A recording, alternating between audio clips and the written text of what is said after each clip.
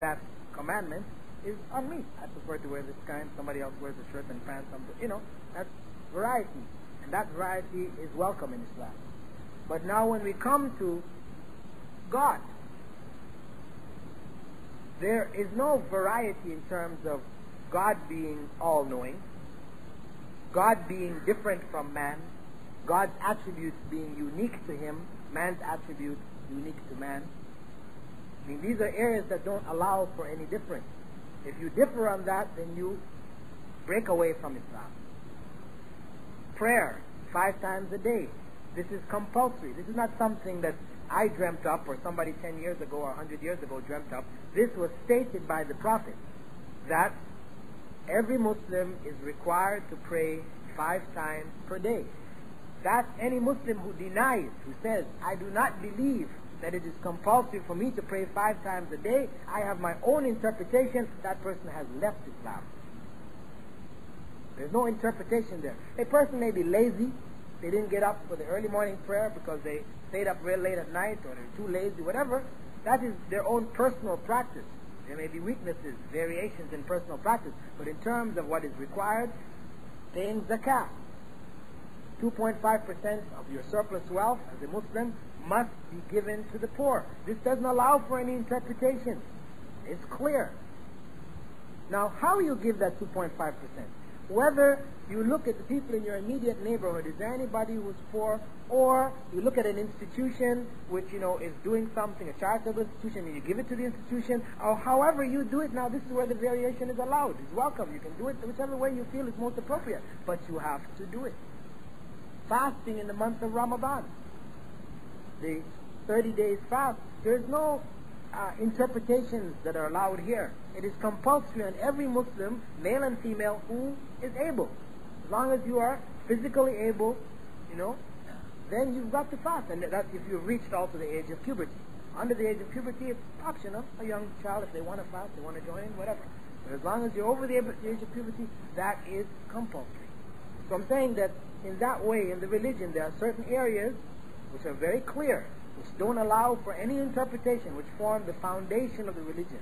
When that is applied in the 24-hour daily life of the individual, there are areas which allow for the variations in opinions and preferences in human beings.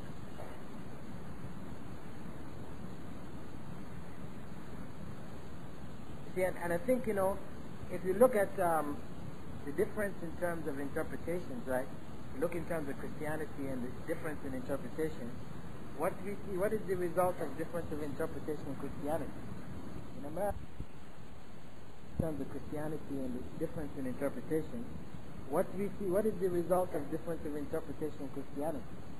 In America, every corner you go on, you can find some preacher there, a minister, he has his own flock with his interpretation. So you have no end of religion, thousands of different little sects. Everybody has his own little interpretation. And not only that, but you got people claiming they're prophets. A bunch of them. You see, and there are people following them. People claiming they're God. Father Divine, I don't know if you know about Father Divine, but he had over 1 million people in America believing he was God. Jim Jones, he had 900 of his followers went down to Guyana and they all committed suicide. I mean, you've got the interpretations, different interpretations, because there is no solid foundation. Those differences in interpretations lead to splintering. Whereas in Islam, the different interpretations are limited to a certain area. You're not allowed to have differences in the foundation. Once you go to a difference in the foundation, then you will split off from Islam.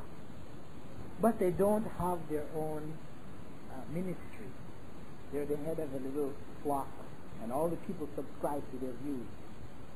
They're broken off, they're separate from the others. I mean, you may have individuals who may apply something beyond the bounds that is required to be applied or whatever. That is individual, you could say, individual practice. And as I said, this might be too little, where a person may not pray as they should pray, or maybe too much in the sense of a person going overboard in areas that they shouldn't really be going overboard in. But this is not now a new religion. You see what I'm saying? These differences are, as I said, are limited. There are people to say, to judge that person, whether they're not praying or they're going to some extremes in some action that they're doing. This can be judged. There is a way to judge it.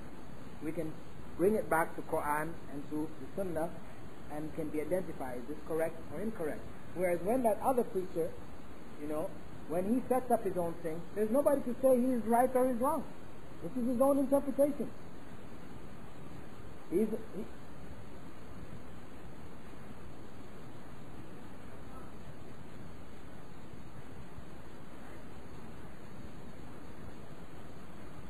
I'm not saying that you have, but I'm just saying at the same time, what has happened is that you have thousands and thousands and thousands of people who do that. I'm not saying everybody who does that ends up there, but you have, because there are no clear guidelines, then it also allows for many people to make up their own religion. You have same thing in the Philippines. So you have new people coming up with new religions every day. They have a new religion. You had this Iglesia Ni Cristo showed up in one time, and the same thing in America. You have the 7 days, the Mormons. You have no end of them. Anyway, we've been given the T sign here, which means.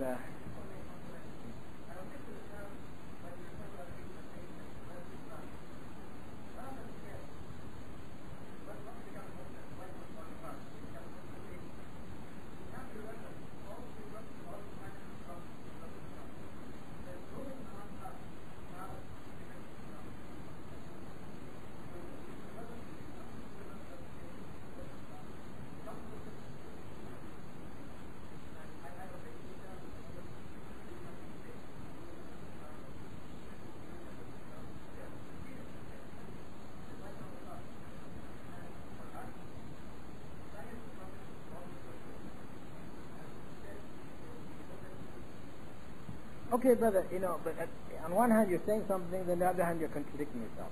Because on one hand, wait a minute, brother. On one hand, you're saying that the companions of the prophets were all converts to Islam. Okay, but